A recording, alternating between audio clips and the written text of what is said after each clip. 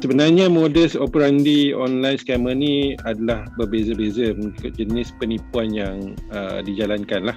Walau bagaimanapun, majoritinya adalah berasaskan taktik yang sama, iaitu spoofing ataupun pemerdayaan melalui penyamaran, impersonation ataupun misrepresentation, ataupun melalui penyalahgunaan identiti, terutamanya yang melibatkan markau scam. Ada yang menyamar sebagai pegawai daripada bank negara ataupun bank-bank komersial. Ada juga yang membuat website ataupun aplikasi palsu yang menyerupai laman yang asli. Ada juga yang menyamar sebagai pemberi pinjaman wang berlesen, tapi sebenarnya pinjaman tu tak wujud. Dan terbaru, ada yang menyamar sebagai rakan ataupun ahli keluarga melalui penyamaran di aplikasi WhatsApp.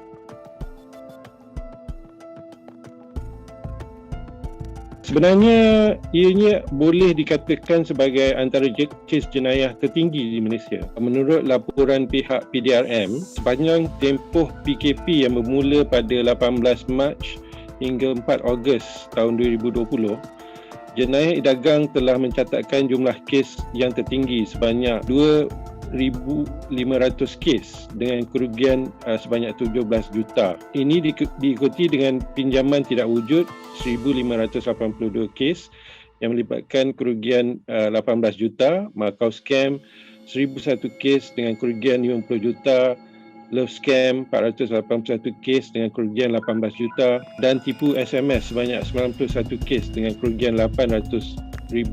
Walaupun jenayah dagang merekodkan jumlah kes tertinggi, namun dari segi kerugian didapati jenayah markau scam yang mencatatkan jumlah yang paling tinggi iaitu 50 juta.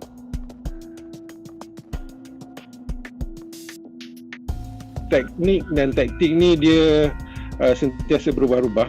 Scammer ni licik, sentiasa menyelesaikan diri dengan teknologi semasa. Mereka pandai bermain dengan fikiran dan emosi kita untuk meyakinkan kita bahawa kita tidak ditipu. Tapi antara langkah yang boleh kita ambil adalah dengan menjawab beberapa soalan yang saya akan kongsikan di sini. Kiranya jawapannya ya, salah satu kepada soalan-soalan tu, ada kemungkinan besar ia adalah satu penipuan.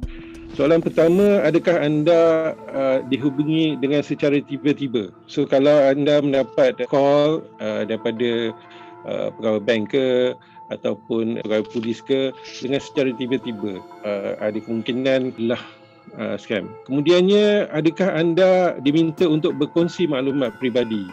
Sebab biasanya kalau pemanggil ni dia, kalau yang benar-benar dia dah tahu pun siapa yang di call, maklumat peribadi orang yang dipanggil tu. Jadi kalau anda ditanya dengan soalan-soalan maklumat peribadi, dan ada kemungkinan sebenarnya ia adalah satu online scam. Ketiga, adakah anda diminta untuk merahsiakan panggilan tersebut? Contohnya, katalah selepas habis call tu, sebelum habis tu dia kata jangan bagi tahu pada ahli keluarga ataupun rakan-rakan anda mengenai panggilan ini. Soalan yang keempat dan yang terakhir, adakah anda didesak untuk membuat keputusan? Adakah anda diminta untuk kena bagikan maklumat password tu sekarang ataupun kena pindahkan wang secara online sekarang? So kalau anda diminta untuk membuat keputusan dengan mendesak, itu juga menunjukkan mungkin anda sedang mengalami satu online scam.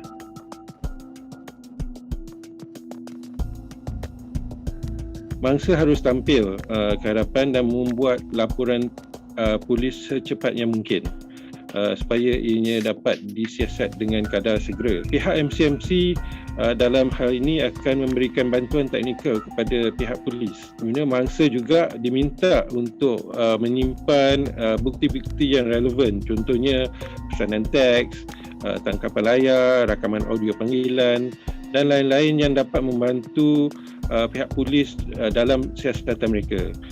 Ia juga termasuk memberikan akses kepada peranti mangsa untuk tujuan analisa lanjut oleh pihak berkuasa.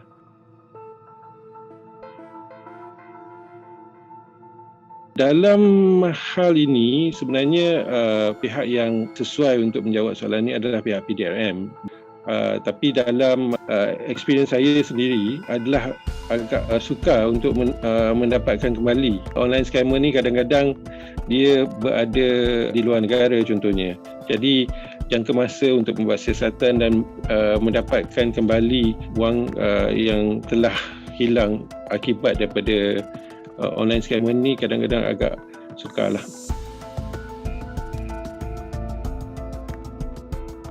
Sebenarnya aktiviti penipuan ni terus berkembang. So tak ada satu kaedah yang benar-benar boleh menyelamatkan kita daripada risiko jenayah.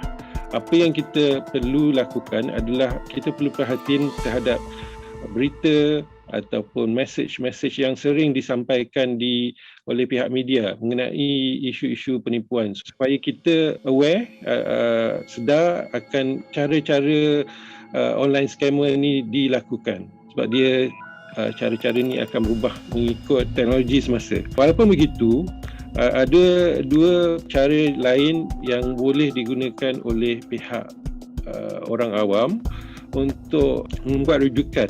Yang pertama adalah gunakan platform ataupun aplikasi Semak Mule. Semak Mule ni hanya ada di platform Android setakat ni untuk menyemak sekiranya nombor telefon ataupun akaun bank yang terlibat pernah dilaporkan kepada pihak polis.